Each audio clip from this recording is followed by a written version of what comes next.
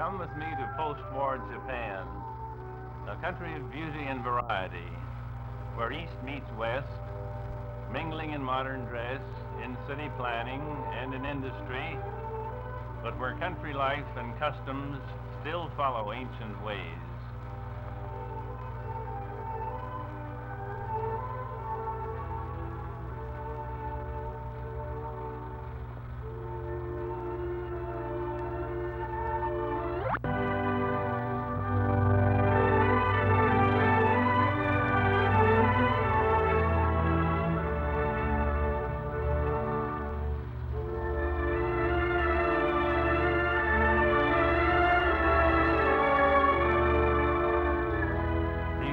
Gardens lie about the Kanaya Hotel near the shrine of Nikko.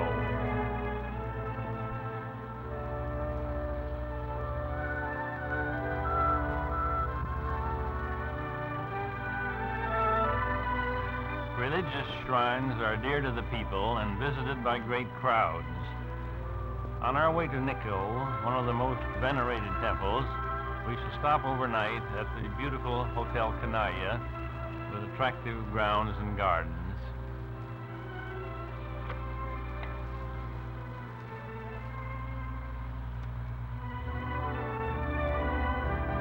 A popular saying among the Japanese is, do not use the word sublime until you have seen Nikko, expressing their admiration for this 320-year-old Shinto temple.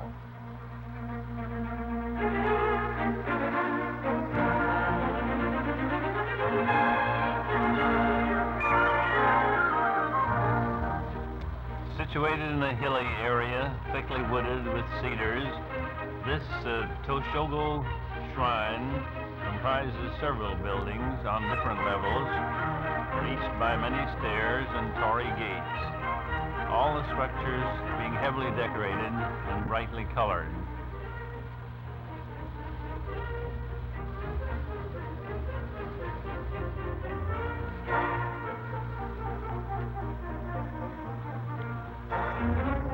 One bit of decoration on the wall of the sacred stable shows these original three wise monkeys. See no evil, hear no evil, speak no evil.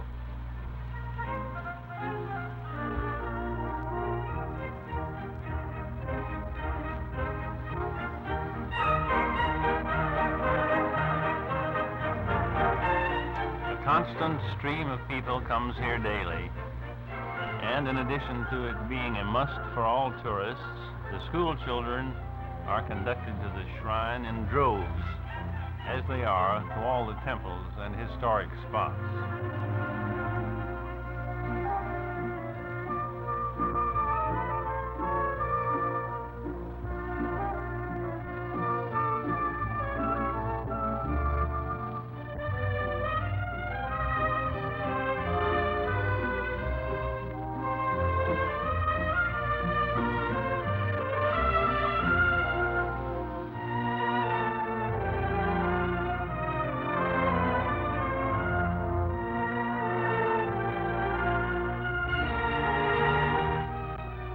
Nikko and proceeding across country by auto, we find a few cherry trees in blossom, which we had been so hopeful of seeing. But there are only a few, as the season is a bit late in May.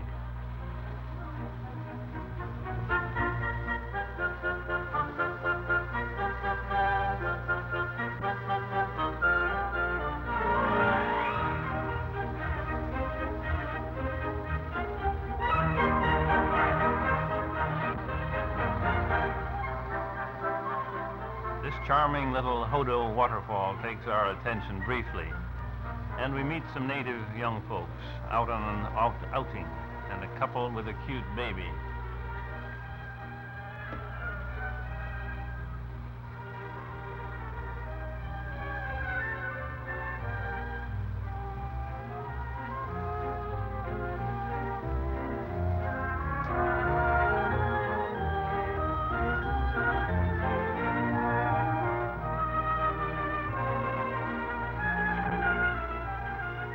On to Lake Chuzenzi and its shrine, where crowds of people are picnicking by the shore, and little boats come and go,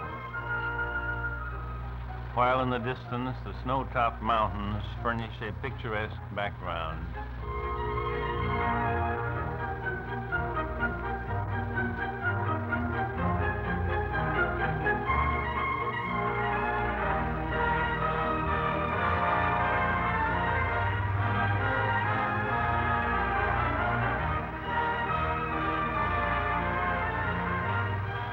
Children are in the great majority here, and as everywhere, they are happy and good-natured and notably well behaved.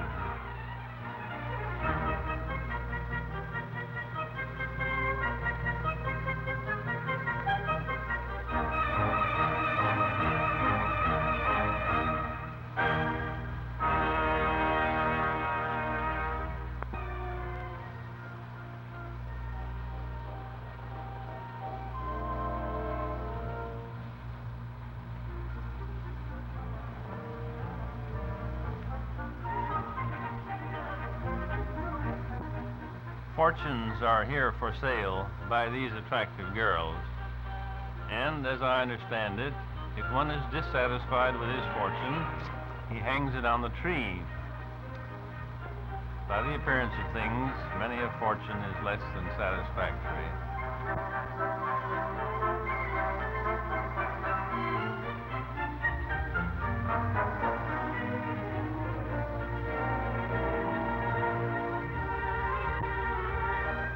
The temple at the lake shore is imposing in appearance and draws many visitors, including the customary quota of school children.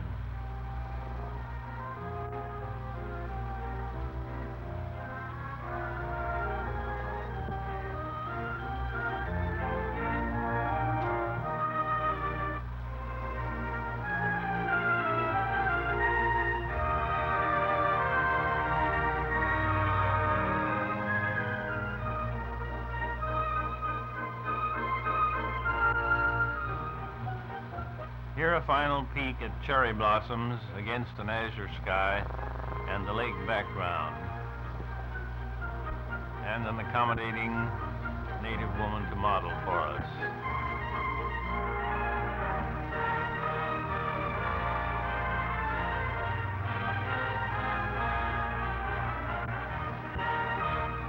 Driving from Tokyo another day toward Fuji Hakone National Park, we are fortunate to get a glimpse through the haze of Fujiyama, the mountain sacred to all Japanese.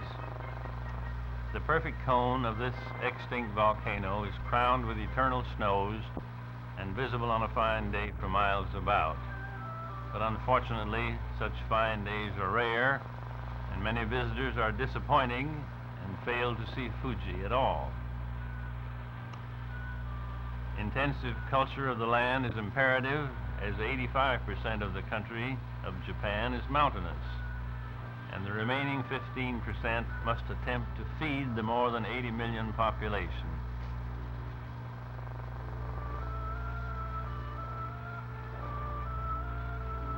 While waiting for a train, we are amused by the girls and boys in the car on the other track, full of fun like children everywhere, and more curious about us, strangers, than the other way around.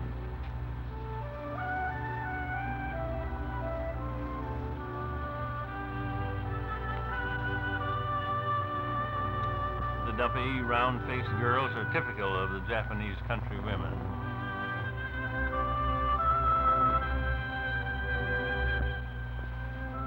Kyoto is our next stop, and what an interesting and historical place it is. For here was Japan's capital for more than 10 centuries, ending in 1858 when moved to Tokyo. The city today, though considerably modernized, is still a priceless depository for the country's ancient art treasures. Here also are many old Buddhist temples, Shinto shrines, palaces, and gardens. This is a phenomenal wisteria plant growing on a trellis about a block long.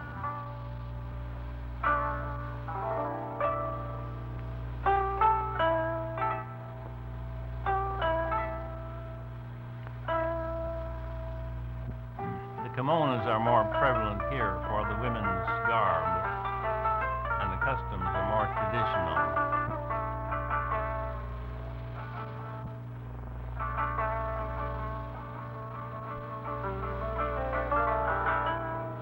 This garden lies behind a silk weaving factory, which I understand was once the home of a wealthy nobleman, and its well laid out walks and ponds and shrubbery contribute one of the finest gardens in this fair city. Two of the factory girls display some of the silk wares woven here, all hand-loomed and exquisite in coloring and texture.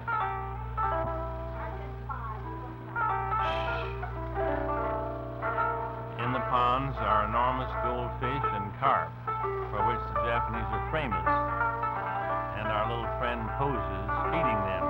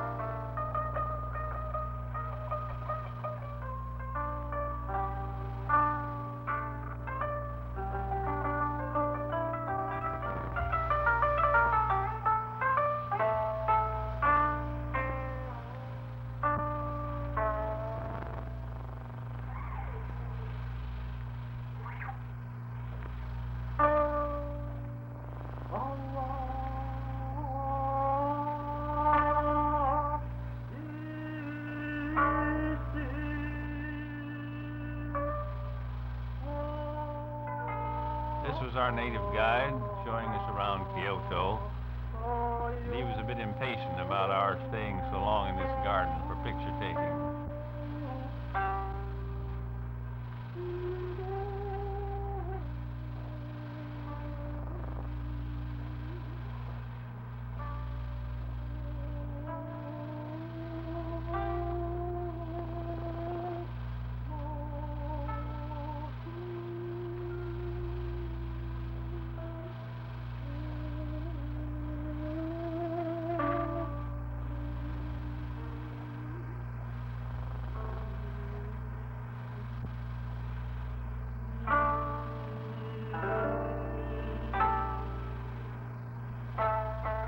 Walking toward us are not three little maids from school, as occur in Gilbert and Sullivan's Mikado, but some trim airline hostesses.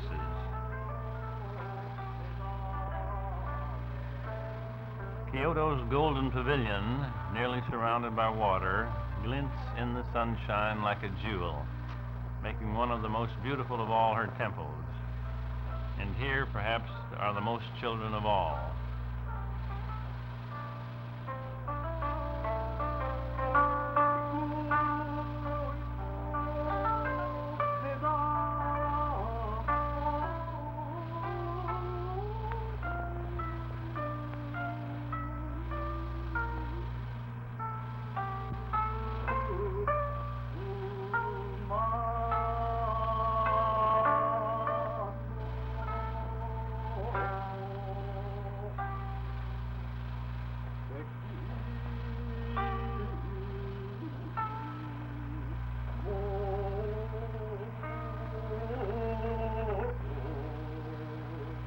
These children walk in columns 2 by 2, led by teachers or older girl and boy guides.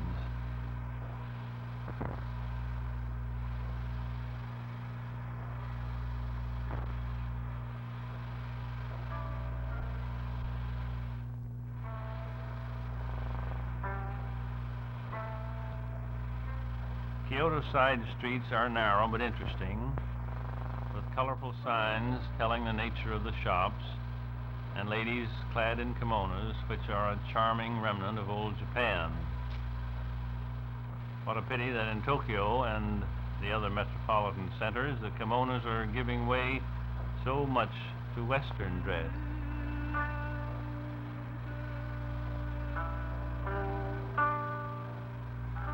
An open front grocery store here presents an inviting appearance with foodstuffs displayed in a row of open baskets.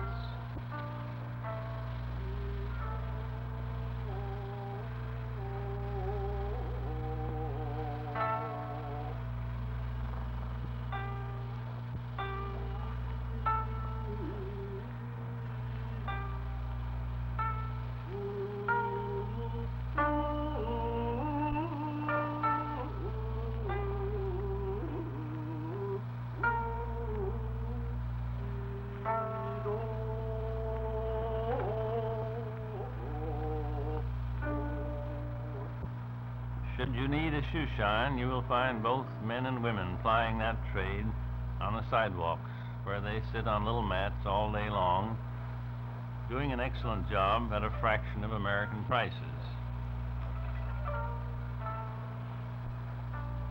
Among the great temples, the Toidiji Shrine at Nara stands out as the tallest, housing the largest statue of Buddha in all the world. This colossal image of bronze stands, or rather sits, 55.5 feet tall and weighs nearly 500 tons.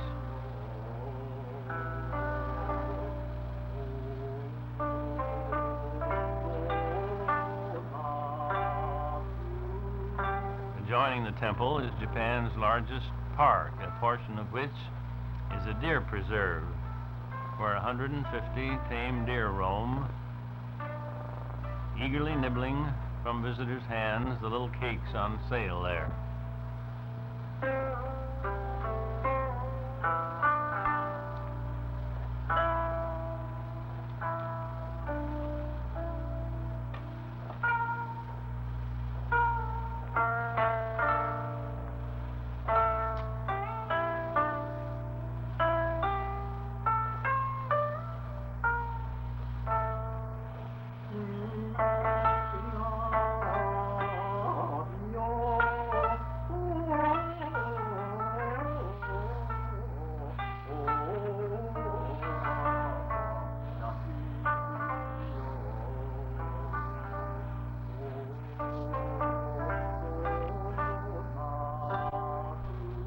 And this lane of antique stone lanterns, we are told, contains 1,500 of these art objects. And now Tokyo, the country's capital, greets us, the largest city in population in the world, numbering 8 million or more people. This city was destroyed in World War II to the extent of 80%, but has risen from its ashes in the intervening 14 years to become a metropolitan miracle, a monument to the industry and determination of its citizens.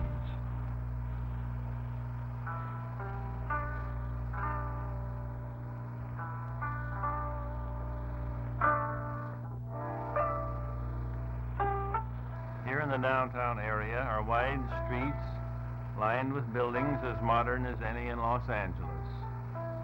Department stores comparable to Robinson's or Bullock's, and shops as attractive as any in Beverly Hills, not to mention women as fashionably dressed.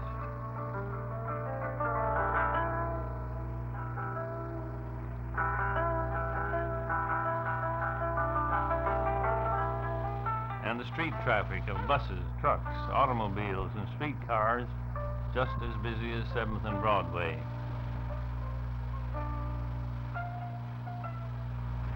The Ginza is Tokyo's Fifth Avenue, or Wilshire Boulevard, and with its handsome stores and flamboyant neon signs, a delightful place to shop.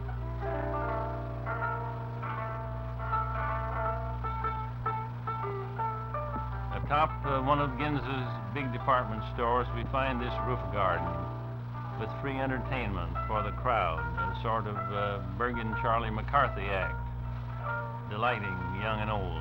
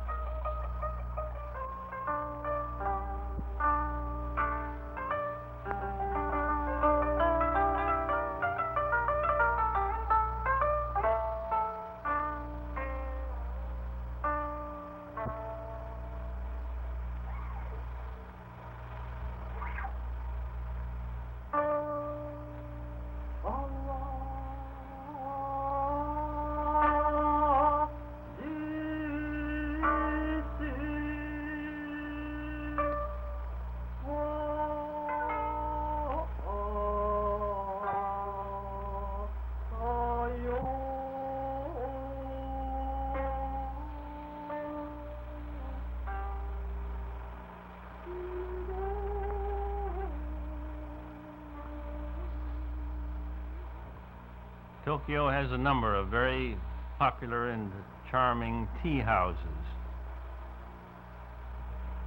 Several of them are built in the form of one gallery over another with a central open well.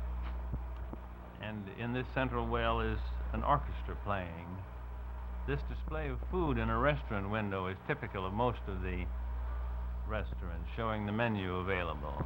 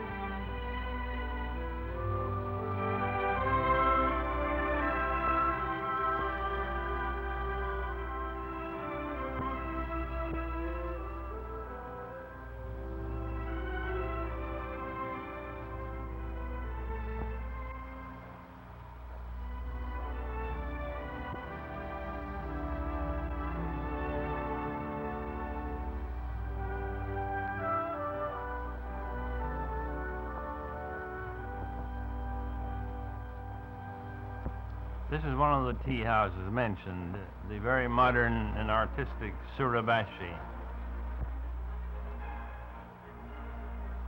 The orchestra mentioned, which plays in the center pit, goes up and down by elevator to the different levels. They play semi-classical and classical Occidental music, and it is a very excellent orchestra. There is a saying in Tokyo that only the rich and the American tourists shop on the Ginza, while the common people trade at a combined amusement and shopping center called Asakusa, shown here. Along its main street, several blocks in length, are a multitude of small shops selling everything one could wish at prices within the reach of all.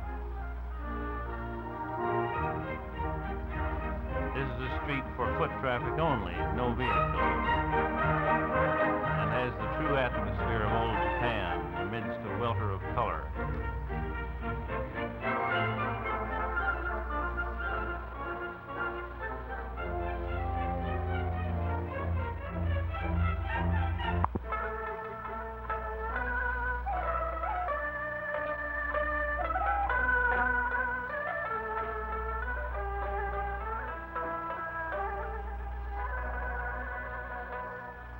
The number of plastic objects on sale and toys is amazing and lend great color to the scene.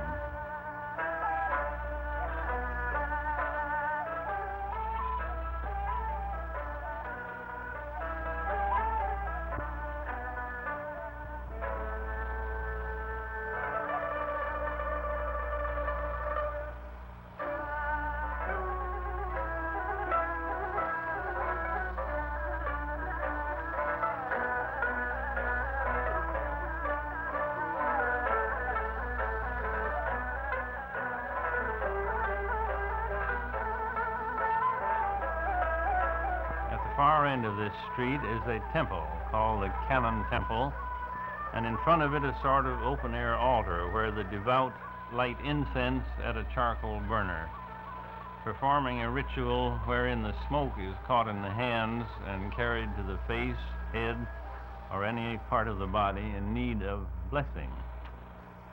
To them it seems to have a healing or sanctifying effect. Perhaps the origin of the term holy smoke.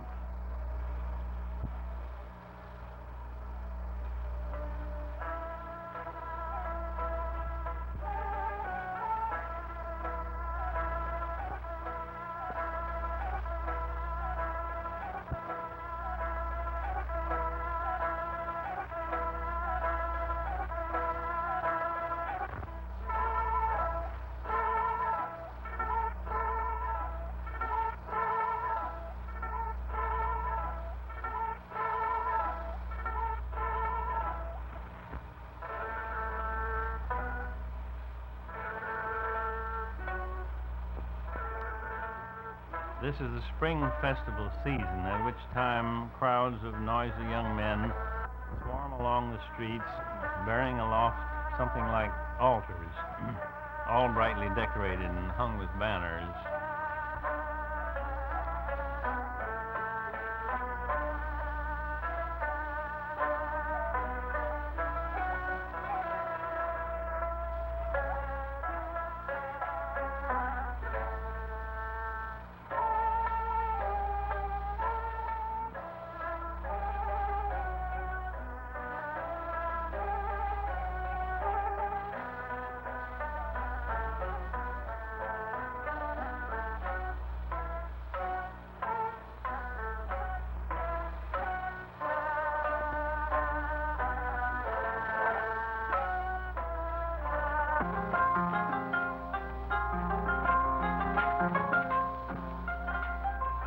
Two of the young men dressed up as dragons and performing a spirit dance for us.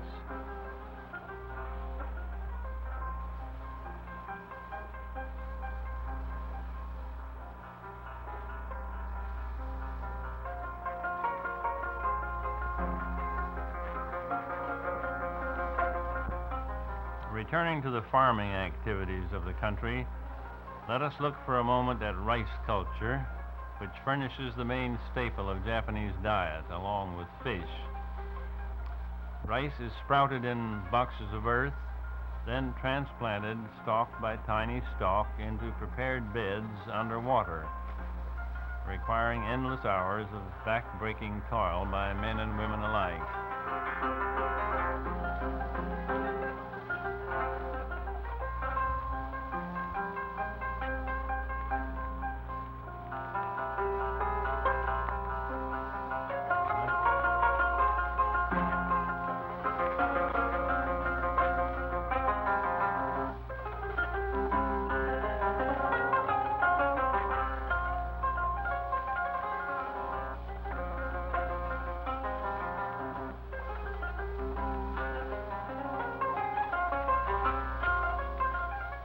Other areas are devoted to tea culture, one of their very important crops.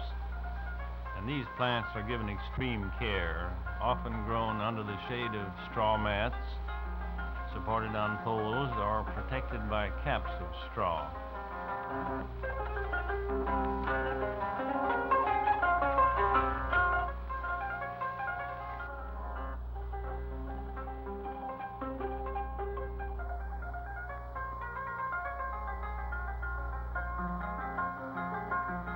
We find women busily picking tea leaves, collecting them in baskets.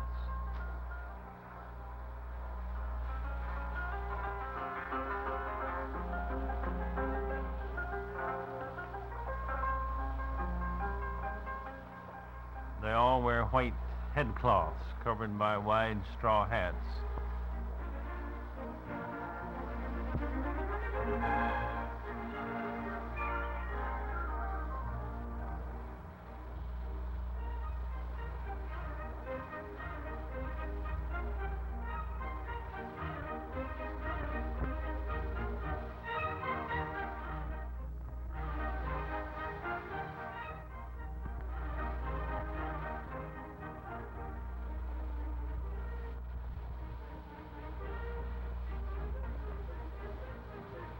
They seem much amused at the funny tourists who want to take their pictures.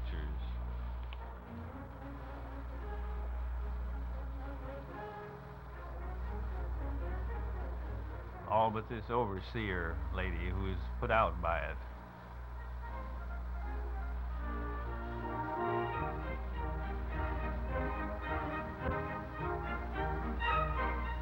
You have all heard of cultured pearls. Well, Japan is the place whence they come. And Mikimoto, the pioneer of the industry and largest producer. Visiting his pearl island on a rainy day, we take pictures under difficulties of the girls who dive for oysters. They are all in their late teens and more skilled swimmers and divers, apparently, than the boys at this work. Each girl enters the water with a wooden tub into which she throws the oysters brought up from the sea bottom.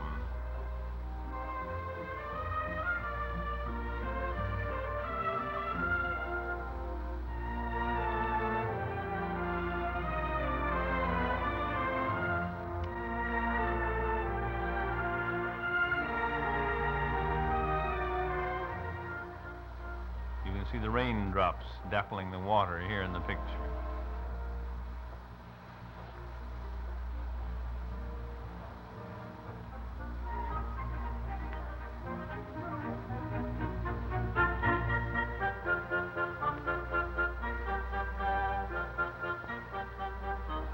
The oysters are taken ashore into the processing sheds, where they are opened and put in a piece of mother of pearl called a seed. Then they are placed in buckets and let down into the water again and kept for 3 to 5 years, during which time the pearls form.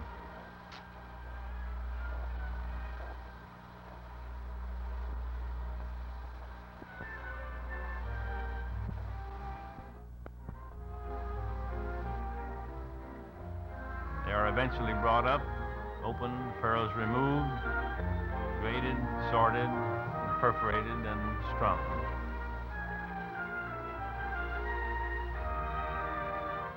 Nagoya is our next city to visit, third in size after Tokyo and Yokohama, a modern industrial center with fine hotels and stores and business buildings.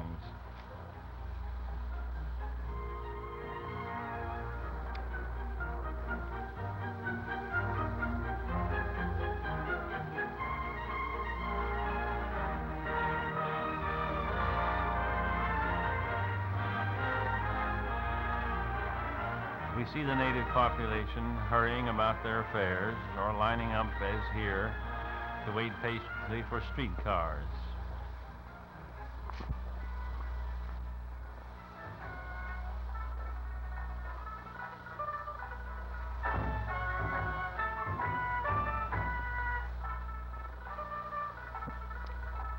The ancient and historic town of Kamimura lies upon the shores of the Pacific, some 30 miles from Tokyo.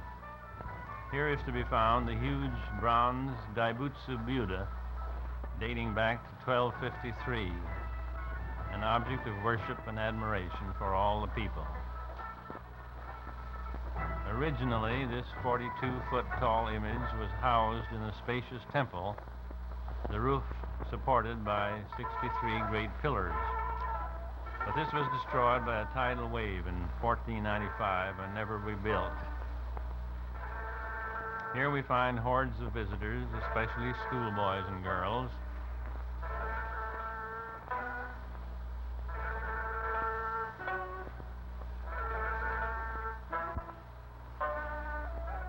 A more camera-toting crowd you never saw anywhere. Nearly every student carries a camera. And little chaps of 8 or 10 are avid in pursuit of the photographic art.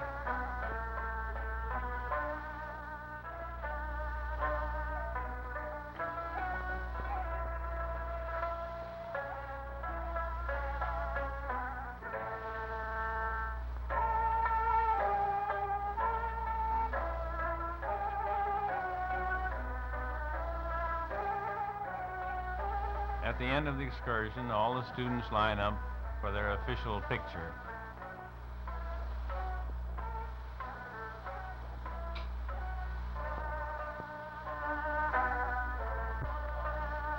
This is sumo wrestling, or properly called smo, an ancient and honorable sport.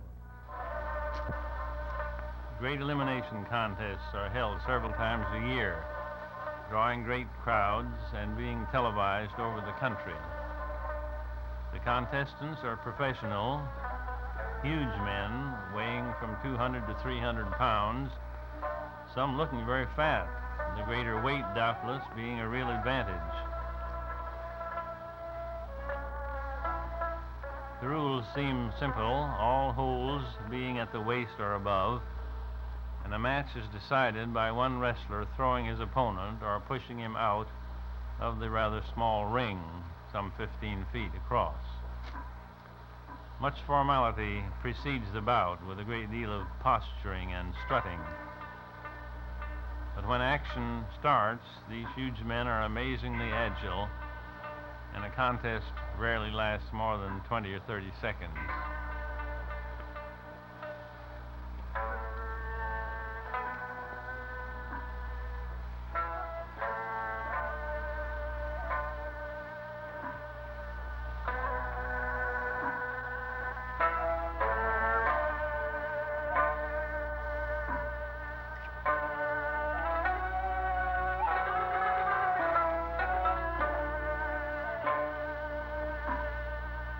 of the bout, the official, very dignified, comes in with his fan and indicates the winner.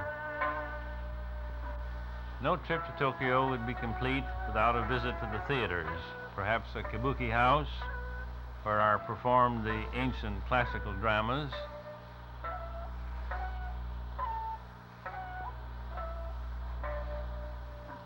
but one is more likely to attend the Kokusai Theater, where a variety show of some 3 hours superb entertainment is given. We find here 72 highly trained girls dancing in line with all the precision of the New York Rockettes. This show, now in its 30th year, features 30 of the loveliest showgirls with a 30-piece orchestra, gorgeous costumes, and the most lavish sets imaginable. After the precision dancers comes a cherry blossom festival, followed by a ballet,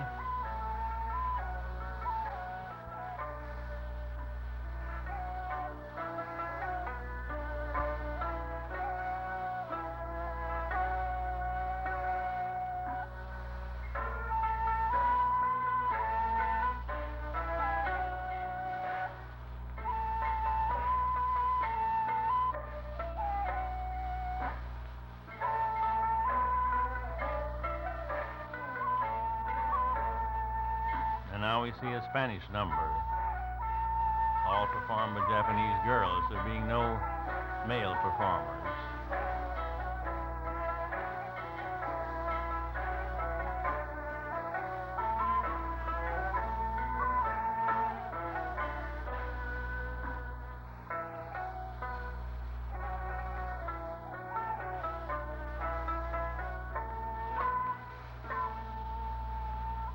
As a finale, we find a group of Cupies exploring the universe, dancing gaily about.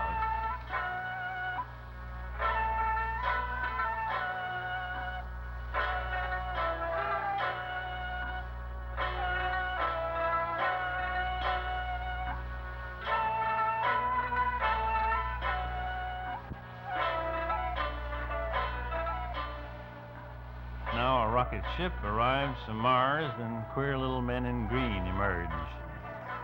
After some tussling, they all seem to make up and agree to live happily ever after. All very delightful.